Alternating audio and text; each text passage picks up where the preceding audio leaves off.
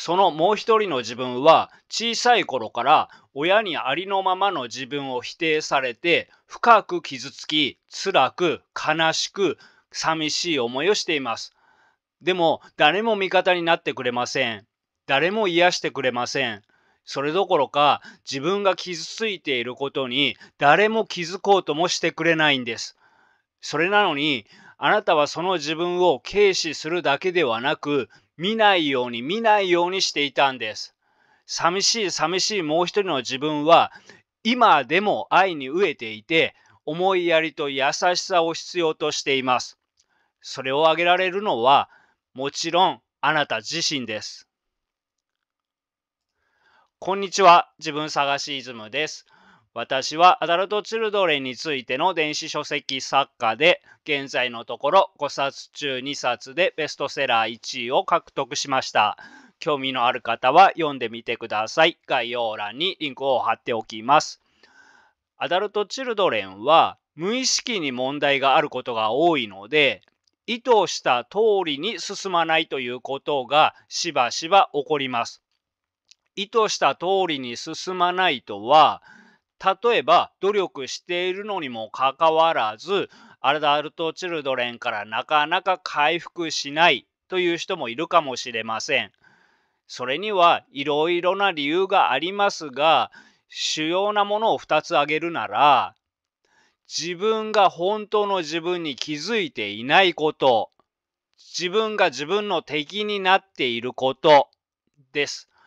多くのアダルトチルドレンは小さい頃に深く傷ついているのに、それを意識できない環境にいたために、今でも自分が傷ついていることに気づいていない人も多いです。自分が何に深く傷ついているのか分かっていない。本当の自分を分かっていない。この状態で努力しても直しようがありません。深く傷ついているのに意識できない環境とは、愛のない環境ということです。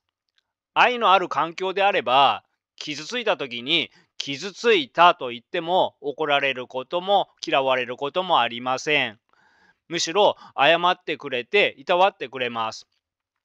愛のない親にはそんなことは言えません。意識することもできません。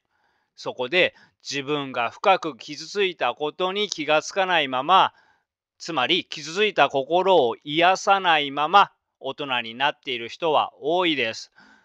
そしてこのような人の悲劇は、毒親を正しいとし、自分をダメ人間としないと生きてこられなかったことです。愛することができない毒親を正しいとすれば、自分はダメ人間という認知の歪みができます。自分はダメ人間という思い込みがあるということは、かつて親が自分を責めたように、自分でも自分を責めます。自分で自分にとてもひどい態度をとっています。これを日常で無意識でやっています。まずこれに気づくことがとても大切です。そして自分が自分の敵だと本当の自分には気づけません。気づいてしまったらまた自己蔑視や自己嫌悪されてしまうからです。今日はアダルトチルドレンを治すためにとても大切なことを話します。とても大切なことなのですが、アダルトチルドレンはこれを見逃しやすく、そして見逃していることにはなかなか気づきません。つまり、自分が自分の敵になっていること、本当の自分に気づいていないことにはなかなか気づきません。無自覚で生きていると気づかないし、直せないだけに、自分が自分の味方になること、本当の自分に気づくことは、アダルトチルドレンを克服するためにとても大事なことです。1、なぜ自分の味方になることが必要なのか。2、自分の味方になるとは。3、本当の自分に気づこう。4、ポイントの振り返りと補足。5、すぐにできること。このような順番で話します。アダルトチルドレンはなぜ自分の味方になることが必要なのかから話します。一つ目はさっき言ったように、アダルトチルドレンを治すためです。アダルトチルドレンからの回復の途中で、優しい人に出会えることはとてもプラスになりますが、でも優しい人に出会えれば治るというものではありません。例えば優しい人に、あなたは価値があります。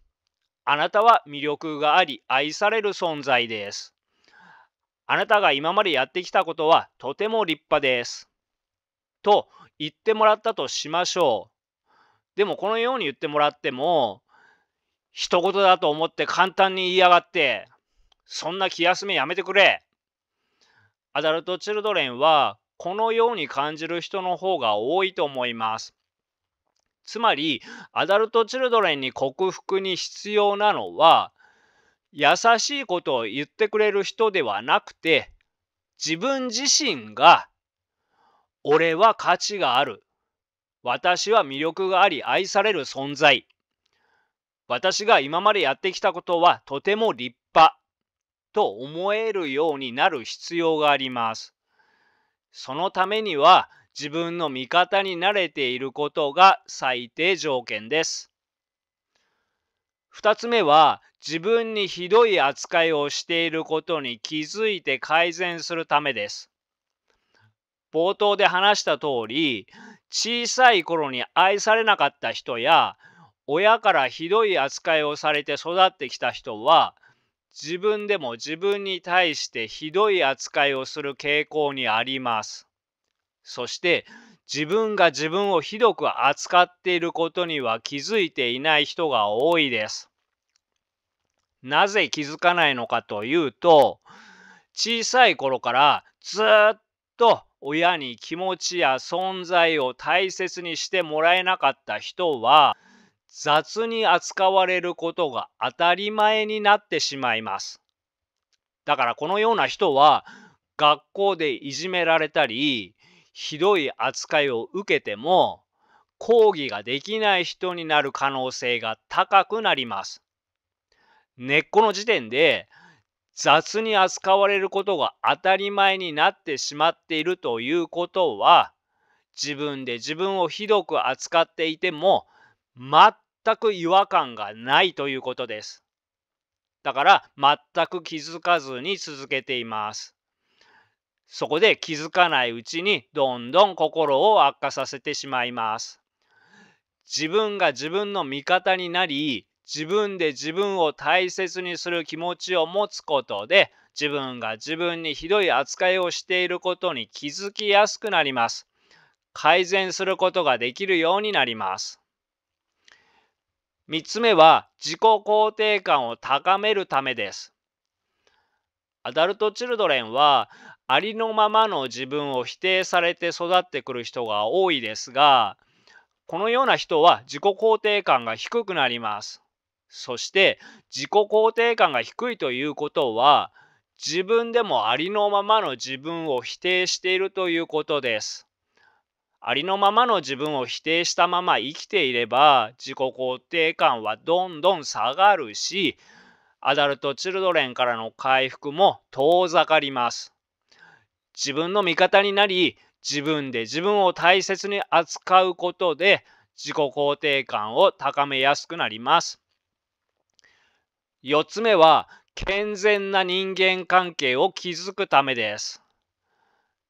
自分で自分を大切にできない人は、嫌なことにも嫌と言わずに、自分の欲求は無視して他人の欲求を優先にしてしまう人が多いです。自分で自分を大切にできるようになると、無理に他人を優先しようとは思わなくなります。そして嫌な時は嫌と言える強さが生まれてきます。そもそもなぜ嫌なのに嫌と言えないのかというと、多くの場合、小さい頃に嫌と言ったらひどい目に遭わされているからです。大人になっても嫌と言えないのを続けているのは怖いからです。子供の頃、親に自己主張できなかったということは、心理的に親さえも敵だったんです。誰も味方がいなかったということです。このような人は大人になっても周りの人を敵と感じてしまうので、味方がいないことが多いです。一人ぼっちなら怖くて戦えません。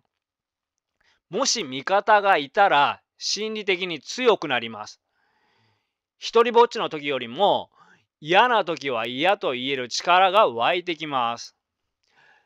自分という味方ができた時も強さは変わってきます。結果として主従関係ではなく対等で健全な人間関係が築きやすくなります。では自分の味方になるとはどのようなことかという話です。自分の人生を強く楽しく生きていけるようになるための理想の環境は、愛情深い親に愛され、そして何があってもこの親だけは自分の味方になってもらえるという安心感の中で育ってこられる環境です。アダルトチルドレンはこれがなかったから今苦しんでいる人が多いのです。であれば答えは簡単です。これからは愛情深い人に愛され味方になってもらえて安心して生きていけばいいのです。答えは簡単ですと言ったのはペーパー上の答えは簡単という意味です。現実問題としては人間関係を築くのが苦手なアダルトチルドレンにとってこれはとても難しいです。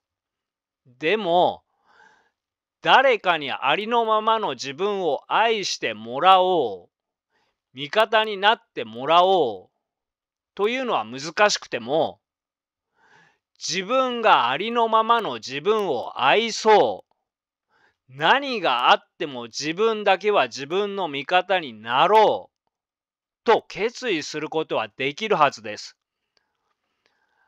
ありのままの自分を愛し、何があっても自分の味方になるとは、自分が自分であることを許すということです。自分が自分であることを許すという、この当たり前のことが、アダルト・チルドレンはできていないんです。それは小さい頃から否定されて育つと、その親を内面化してしまうので、自分でも自分を責める習慣が身についてしまうからです。まず自分が自分を許していないことに気づいて自分が自分を許す必要があります。自分を許すということはもうどんな自分も自分なんだからどんな自分でもいいということです。例えばメンタルが病んで会社を休んでしまったとします。こういう時に多くのアダルトチルドレンはまたみんなに迷惑をかけてしまった。もういつもこうだ。みんな怒ってるだろうな。こんな自分最低。と自分を責めます。つまり、メンタルが病む自分を完全否定しているということです。確かに、メンタルが病むのは自分にとって不都合があります。でも、それが自分なのなら、自分は自分でしかないのだから、その弱い自分で生きていく方法を見つけることが大切です。そうであるならば、自分の弱さに厳しくなるより、自分の弱さに優しくなる方がはるかに健康的です。はるかに健康的ということは、その方が早く強くなれるということです。それなのに多くのアダルトチルドレンが自分に厳しいのは今始まったことではなくて小さい頃からずっと自分に厳しく生きてきています。だから他の生き方があることが見えていないんです。今の生き方よりもっと自分に思いやりを持って、そしてもっと楽に生きることもできるということを知る必要があります。そうは言っても、長年の心の習慣はすぐには変わりません。だからしばらくは、また自分に厳しくなってしまうと思います。また自分に厳しくなっていると気づいたら、いつまで経っても自分に優しくなれない。なんで俺は進歩しないんだと、そのなかなか自責傾向をやめられない自分を責めるのではなくて、ただ手放しましょう。ただ手放すとは、あら、私の中の自責傾向さんではないですか。よく会いますね。では、先を急ぐので、バイバイ。こんな感じです。こんな感じで自分を責めることなく、ただ手放しましょう。そして、会社を休んでしまったことにより、みんなに責められるのではないかという不安が収まらないのであれば、何があっても私はあなたの味方だからね。もし職場には冷たい人しかいなくて、みんなが責めてくるような職場なら、会社を辞めてあなたを守るよ。あなたのメンタルが良くなるまでずっと一緒にいるからね。と自分に言ってあげましょう。このように、どんな時も何があっても、自分だけは絶対に自分の味方として自分と会話をすることが自分の味方になるということです。では次は本当の自分に気づこうという話です。アダルトチルドレンは本当の自分に気づいていない人がとても多いです。本当の自分に気づいていないとはどういうことかというと、例えばアダルトチルドレンは自分の感情を抑え込む傾向があります。自分を軽視して自分の感情を抑え込んでいるうちに自分でも自分の感情がわからなくなります。さらに自分が感じたことを外に表明せずに抑え込むということはものすごいストレスや憎しみのもとになります。相手に憎しみを持っても、相手に嫌われることが怖すぎる人は、相手への憎しみを意識できません。抑圧します。そこで、自分がものすごい量の憎しみを感じていることに気づいていない人も多いです。また、人は自分にとって都合が悪いことは意識しないようにしがちです。例えば、自分は心が未成熟で自己中心的だとはなかなか意識できません。誰でも自分をそのような人だとは思いたくないからです。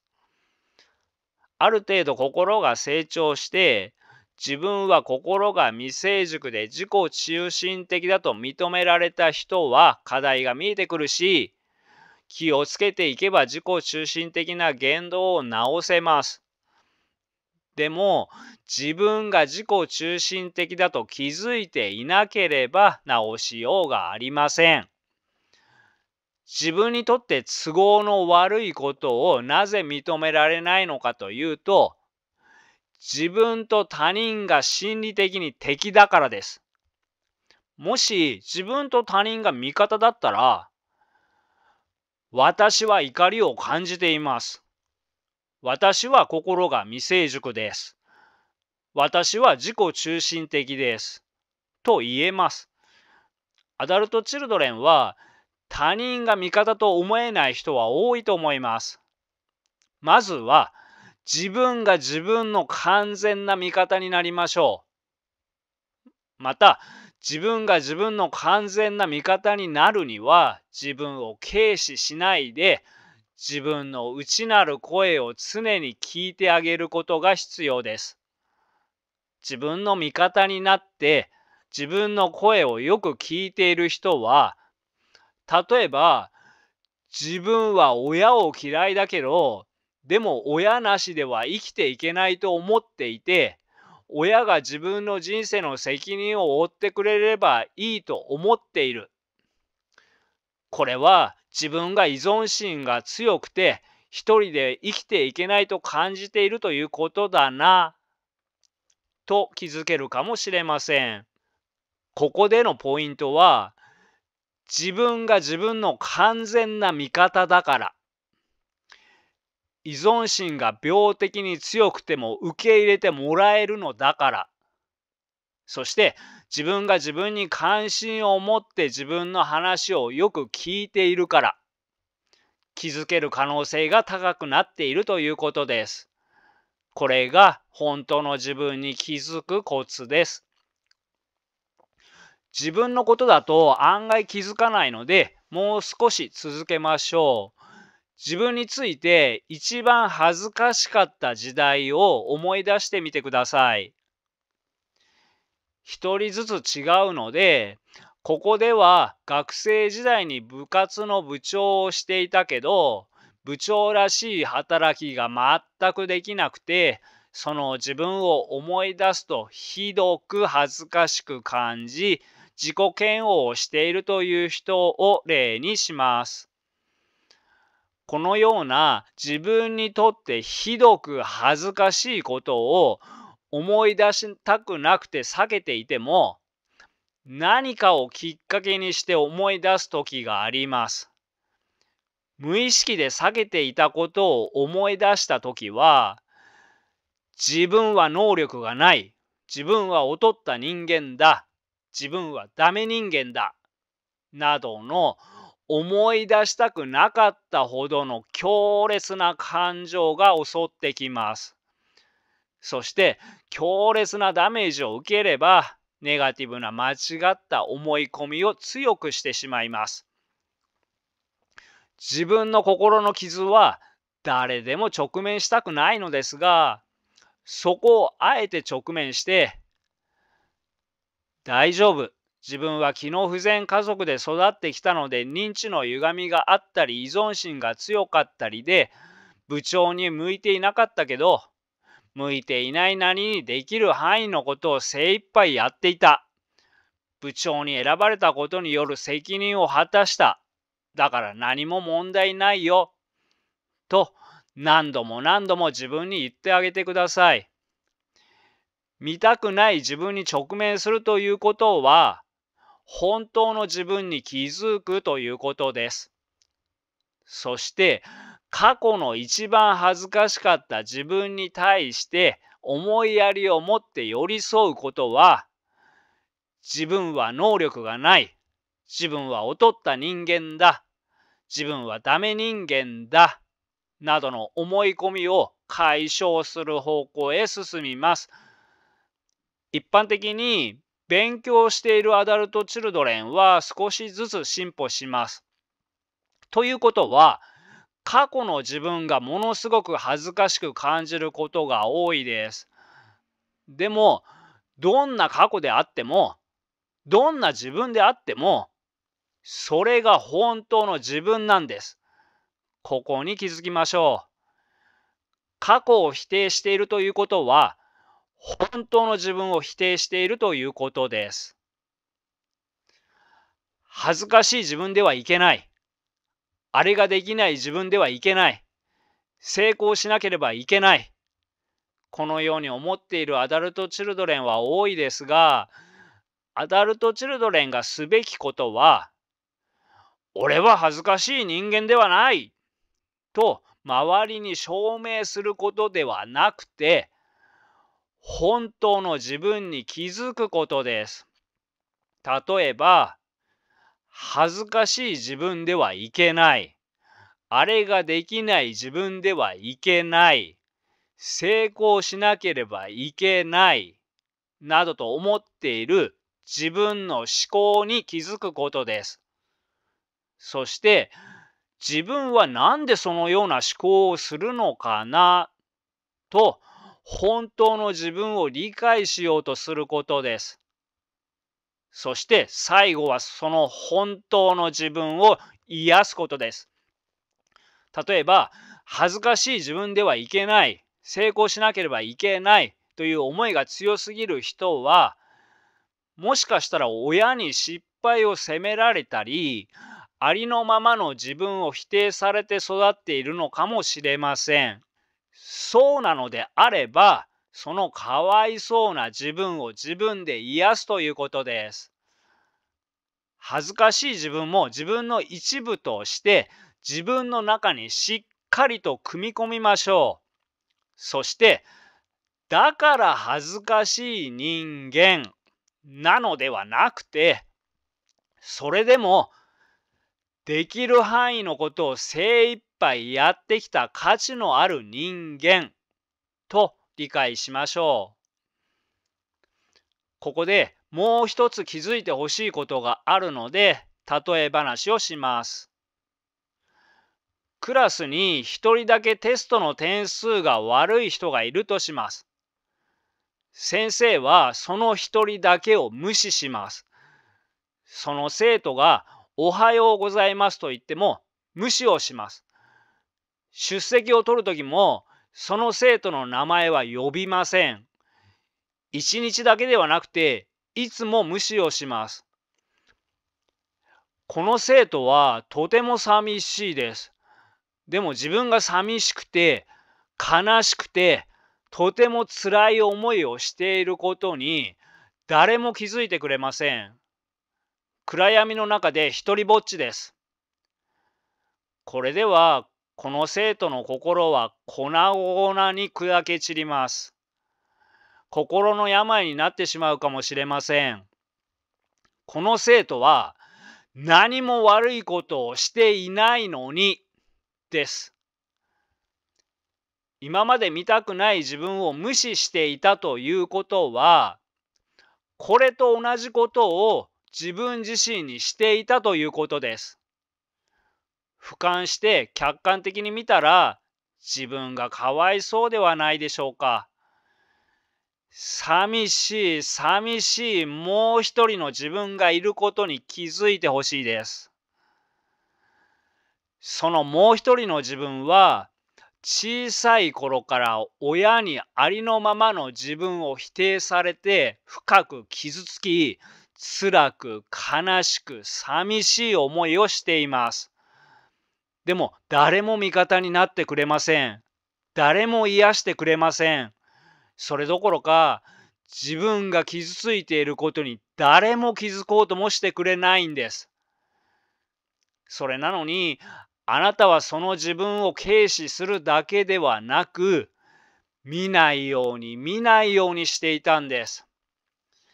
寂しい寂しいもう一人の自分は、今でも愛に飢えていて、思いやりと優しさを必要としています。それをあげられるのは、もちろんあなた自身です。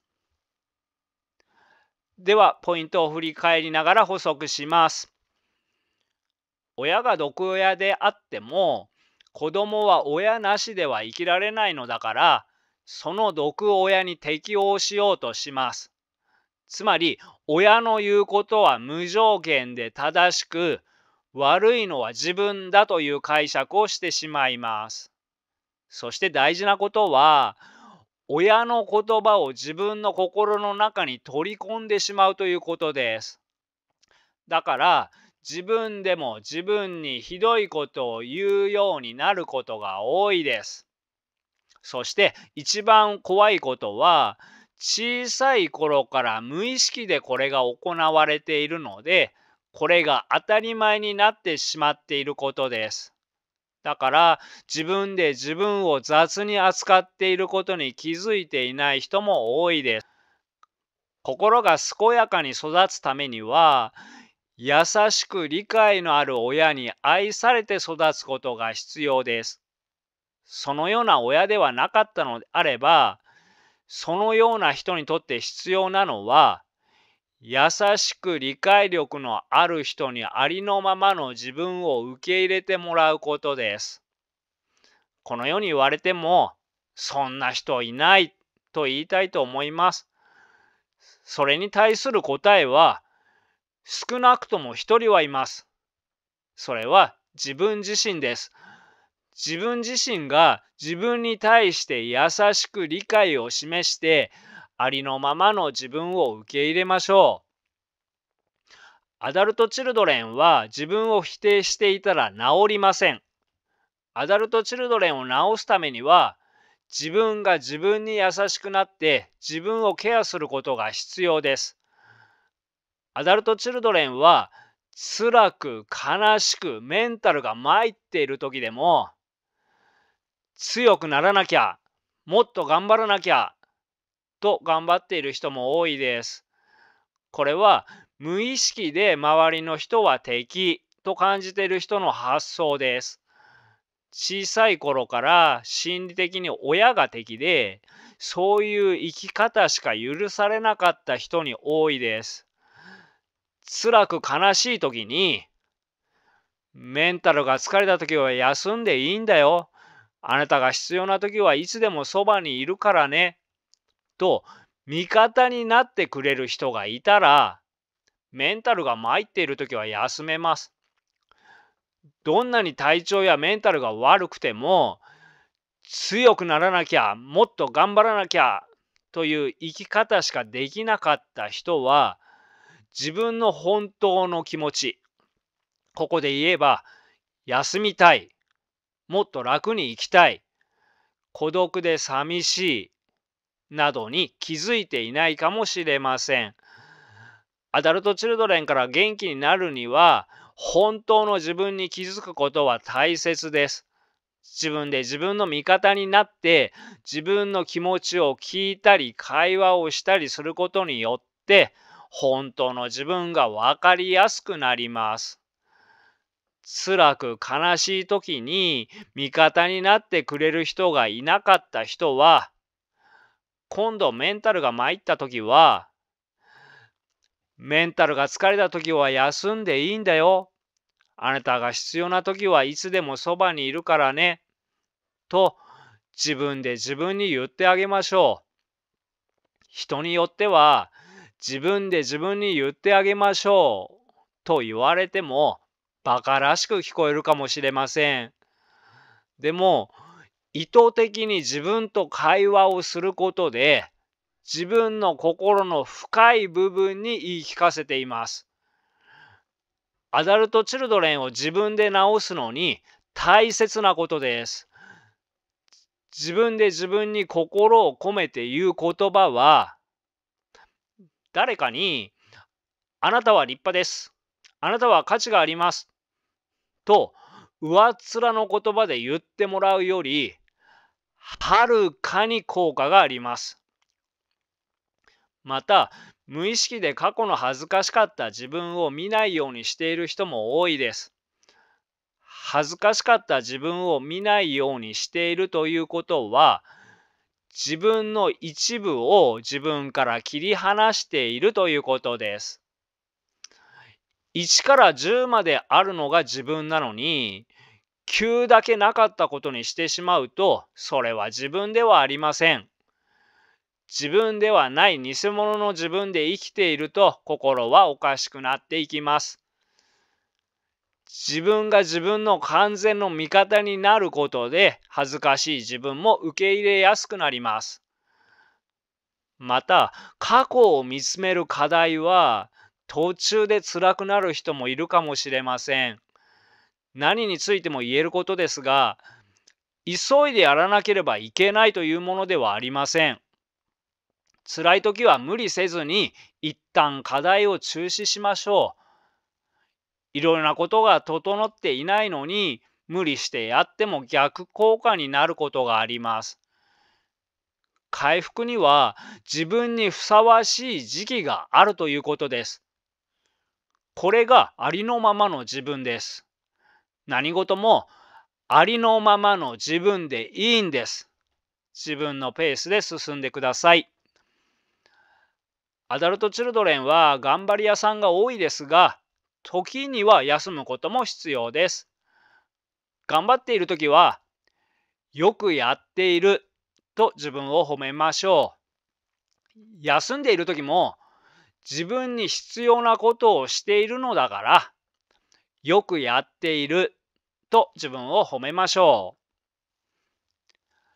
う。では、すぐにできることのコーナーですが、このコーナーは動画の一番最後にその日話した内容の中ですぐにできることを考えてから終わることにしています。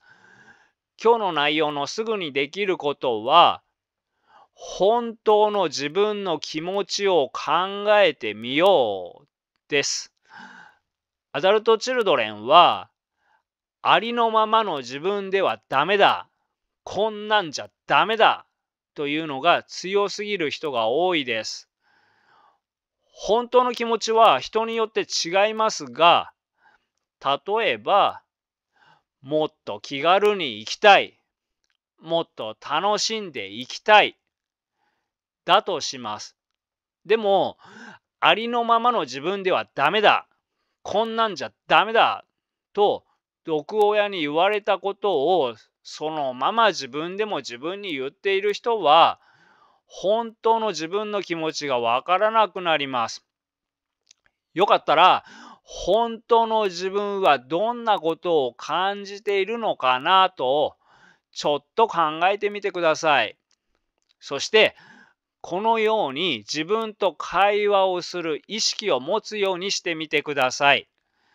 そして、本当の自分の気持ちが分かったら、なるべく、しなければより、したいを優先する意識を持つことも必要です。義務感でやりたくないことを我慢してやるだけではなく、日常生活の中で楽しいなと思う瞬間を大切にすることはとても大切なことです。自分の味方になるには、ありのままの自分を受け入れ、自己受容ができていることが必要です。アダルトチルドレンは自己受容から始めようという動画や、アダルトチルドレンは自分嫌いを直そうという動画も参考にしてください。動画のすぐ下の概要欄にリンクを貼っておきます。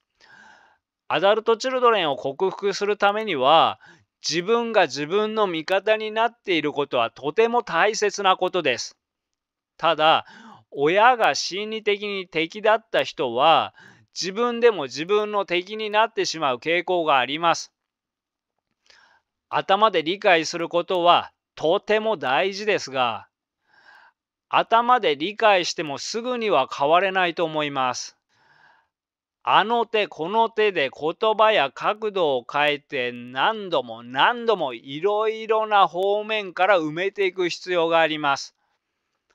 時間はかかるかもしれませんが、よかったら一緒に成長していきましょう。